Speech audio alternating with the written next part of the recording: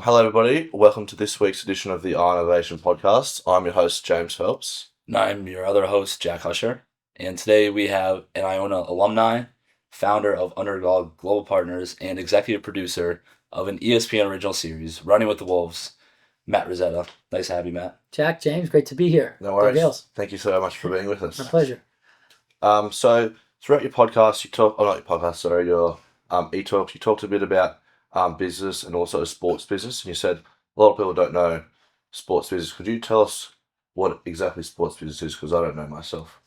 Well, I think everyone knows sports, obviously. So, Yeah. But there's a business side of sports. I think that a lot of people don't know about, but it's becoming much more mainstream. Now you see private equity and institutional investors really getting involved. I think everyone is enamored with the idea of making sports their profession, but they don't see the amount of discipline and if there's a whole financial and legal side and operating side, but that goes into it behind the scenes, which is incredibly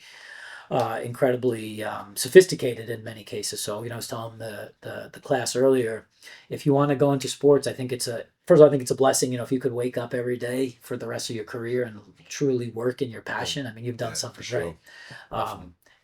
But it's not easy. Sports. Everyone wants to work in sports.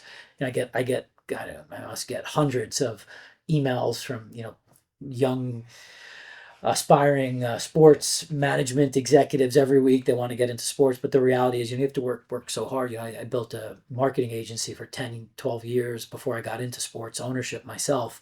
And I never thought I could work harder than I did was building my agency. And I probably work, 5 times harder now than I did then. So It's nonstop. But when, like I said, when you work in something you're passionate about, it doesn't really feel like work. And that's a good thing. Great. And how did you go from building a very strong firm in the United States to then going international and acquiring global assets? What was the mindset shift of that? Well, the first 10 or 12 years of my career, James, was built on building this marketing agency called North 6 Agency, N6A. We scaled it to become one of the top 50 privately held marketing firms in the U.S. Was really proud of it. I had built it with, we just built a great culture. There was great people around me.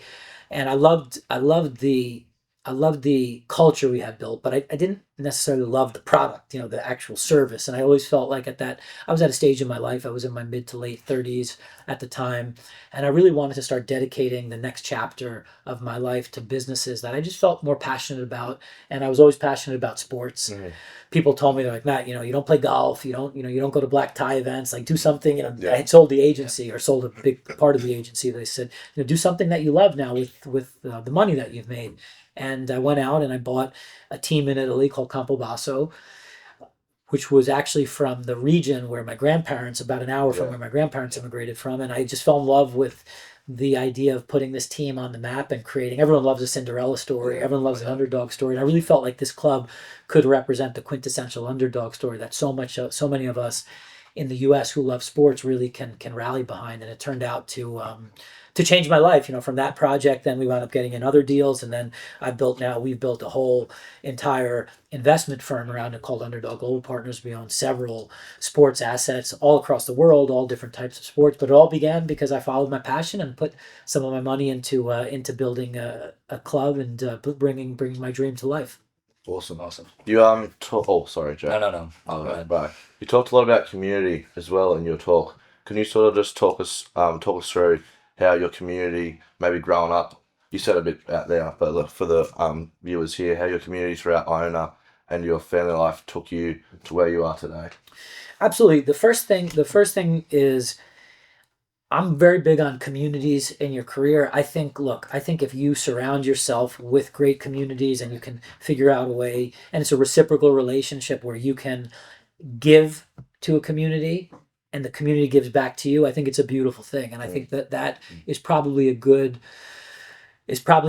thing for you to follow in your career. And the first community I was ever a part of was my family. My family just built such a warm, community. No matter how bad my day was at school or at work, I always felt like I would come home to a warm meal and a hug. And you've done something right in life if that you've been placed in a very lucky, fortunate position if you can come home to a great community.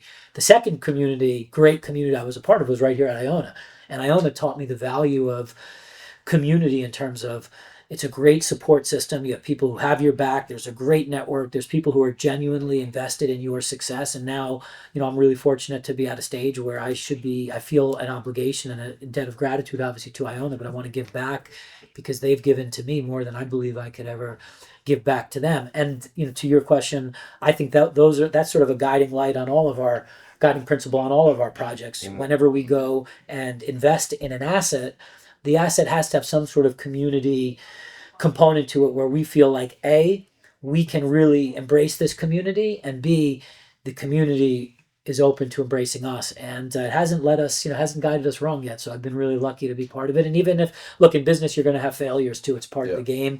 But the cool thing is if you surround yourself with really good community and it fails in business, you still have great experiences and memories, and you've met great people that you'll take with you for the rest of your life, despite how things might have not necessarily been as successful as you envisioned on the business side. For sure. So just so I can get a better understanding of your business, you're almost just like, correct me if I'm wrong, any other sort of investment firm, but you sort of specifically invest in sports teams. Is that sort of...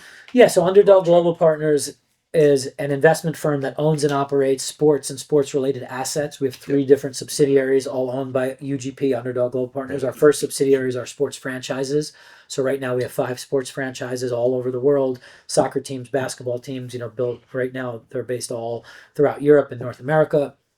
Our second subsidiary is real estate, and it's sports real estate. So stadiums, arenas that are either owned or controlled by our clubs, academy projects, stuff like that, all live in our real estate subsidiary. And then we have a third subsidiary, which is an advisory subsidiary, which is basically where we serve as an advisor to other groups, particularly private equity groups. There's a lot of institutional capital that's coming into sports. We're advising them on how to put deals together, negotiate terms, and ultimately invest in sports assets themselves.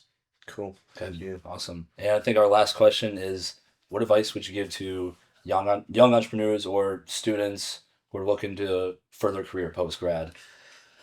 I think the biggest advice is don't be afraid to experiment. Go out, play in traffic, meet new people. You're going to get rejected a lot. I got rejected. I still get rejected. I got rejected so many times.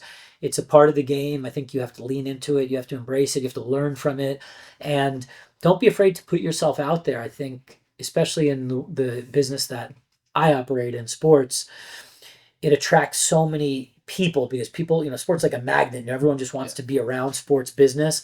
So you meet all types of really interesting people, investors, operators, other owners, sponsors, fans, and you want to embrace those relationships and you really want to build a network. I started my agency business and I had spent about 10 or 12 years scaling that business. And I built a great network in the agency world, with other agent clients and B2B companies and stuff like that. But then when I got into sports, it opened up my world to an entirely new network. And now 6 years later, I'm really blessed. I have an amazing, amazing network of sports contacts globally. All types of different sports owners, sports operators, sports sponsors, fans, as I mentioned earlier, influencers. So I'm really fortunate, but I think the one thing I would encourage anyone to do is just go out there and play in traffic. Like, what's the worst that happens? Somebody says no. That's fine too. There's nothing wrong with that. And the people who say, believe me, a lot of people told me no, and they have inspired me just as much as the people who said yes to me, because they've been a source of great motivation and inspiration in another way. Perfect. That's a very good answer. Thank you. All right. You have any other questions? No, I think that's all for me. Yeah. All right. Well, thank you for watching. I've been your host, Jack Huscher. No, I've been your host, James. For more content like this, please subscribe to our YouTube channel. Also, don't forget to follow all our social media accounts. All the links are in the bottom. Thanks for tuning in to this week's episode of the Ionavation Podcast. That's all for now. See you next week. Thanks, James. Thanks, Jack. Appreciate it. Appreciate you guys. You too.